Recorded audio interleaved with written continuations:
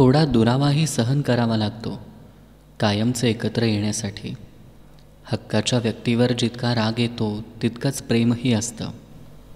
इतिहास साक्षी आहे, पहिल्या प्रेमापेक्षा दुसरं प्रेम वफादार असतं.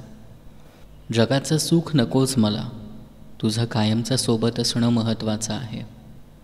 नसलेल्या गोष्टींपेक्षा असलेल्या गोष्टींचा आनंद घ्या, कारण चंद्रापेक्षा अर्धचंद्र हा अधिक सुंदर दिसतो. प्रेम कणभर असावं, पण ते प्रामाणिक आणि एकनिष्ठ असावं. नात्यात राग लवकर त्यांनाच येतो जे प्रामाणिकपणे प्रयत्न करतात.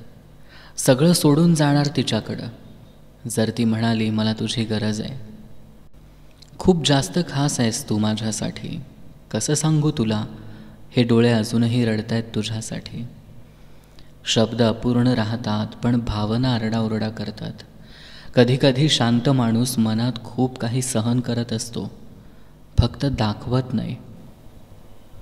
दुःख सांगितलं की लोक समजून घेत नाहीत, पण हसून दाखवलं की जग विसरून जातं की तुमचं मन तुटलेलं आहे. असंच चालतं.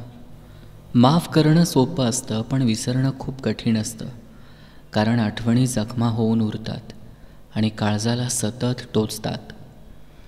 कधीकधी आपण खूप बोलतो आणि खूप गमावतो. शांत राहिलो असतो तर कदाचित ती माणसात जवळ असते. कधीकधी हरवलेली माणसं सोडून गेलेली नसतात, तर आयुष्यभरासाठी आपल्या आठवणीत राहण्यासाठी मनात घर करून जातात. मौन हा प्रत्येक वेळी स्वीकार नसतो, तो कधीकधी अत्यंत खोल दुःख असतो, जो शब्दांनी नाही फक्त डोळ्यांनी सांगता येतो. कधीकधी सोडून जाणं स्वतःलाच वाचवणं असतं. सगळं गमावूनही मनानं शांत राहणं ही सुद्धा ताकद असते. वाट बघण्यापेक्षा वाट सोडलेली चांगली, कारण काही माणसं फक्त आठवणीतच चांगली वाटतात, हकीकत जवळून टाकते. कुणाला तरी गमावून स्वतःला मोठं समजणं मूर्खपणा आहे, कारण हरवलेली माणसं कधी काळी आयुष्य शिकवून जातात आणि नियती हसत हिशेब घेते. दुसऱ्यांना कमी लेखू नका, कारण वेळ सगळ्यांना शिकवते. आज तुम्ही हसता, उद्या अश्रू तुमच्याही डोळ्यात येतील. मनातलं दुःख कुणाला सांगायचं नाही, कारण ज्यांना सांगितलं तेच हसले. मग शब्द नव्हते, फक्त अश्रू उत्तर देत होते.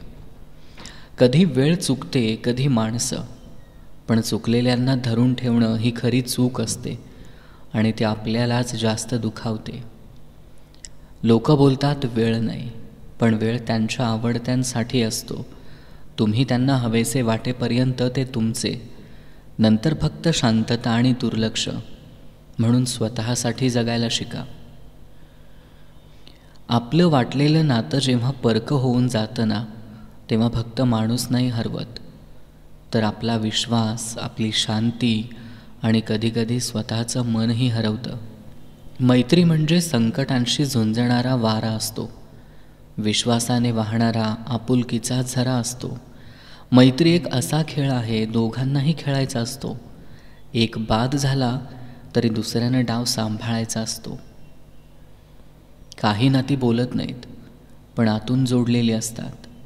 काही माणसं समोर नसली तरी रोज आठवणीत काही शब्द न सांगताही समजतात, आणि काही जखमा हसतानाही दुखतात.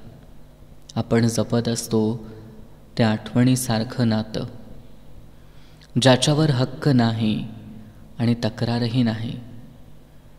कोणी आपलं होतं कधी हे कळत नाही, पण गेलं की उरतं फार.